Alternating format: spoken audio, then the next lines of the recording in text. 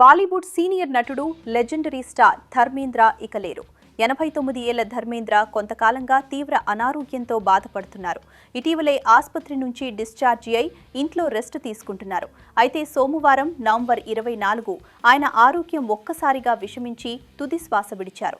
ధర్మేంద్ర మరణ వార్తతో బాలీవుడ్ పరిశ్రమ అంతా తీవ్ర దిగ్భ్రాంతికి గురైంది. అగ్ర హీరోలు, దర్శకులు, ప్రముఖ నటీనటులు ధర్మేంద్ర భౌతిక కాయానికి శ్రద్ధాంజలి ఘటిస్తున్నారు. సోషల్ మీడియాలోనూ అభిమానులు ధర్మేంద్రకు నివాళులు అర్పిస్తూ ఆయన మరణం సినీ ప్రపంచానికి తీవ్ర నష్టం అంటూ పోస్టులు చేస్తున్నారు. గతంలో ఆయన చనిపోయినట్లు వచ్చిన పుకార్లను ధర్మేంద్ర కుటుంబ సభ్యులు స్వయంగా ఖండించారు. అయితే ఈసారి వచ్చిన వార్త నిజం కావడంతో అభిమానులు తీవ్ర దిగ్భ్రాంతికి గురయ్యారు. 6 దశాబ్దాలుగా సినీ పరిశ్రమలో నటిస్తూ కోట్లాది మంది హృదయాల్లో చెరగని ముద్ర వేసుకున్న నటుడు ధర్మేంద్ర 89 ఏళ్ల వయసులోనూ తన సినిమాల పట్ల ఉన్న ప్రేమను తగ్గించుకోలేదు. డిసెంబర్ 8వ తేదీన 90వ ఏట అడుగుపెట్టబోతున్న సమయంలోనే ఇలాంటి విషాదం చోటు చేసుకోవడంతో అభిమానులు మరింత విచారంలో మునిగిపోయారు.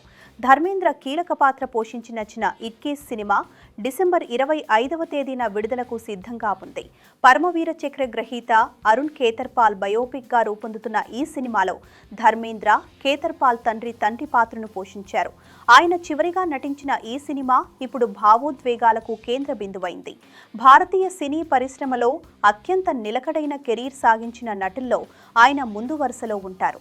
1960లో ఇండస్ట్రీలో అడుగుపెట్టిన ధర్మేంద్ర 2025 వరకు సినిమాల్లో చురుకుగా కొనసాగటం అరుదైన ఘనతగా చెప్పుకోవాలి.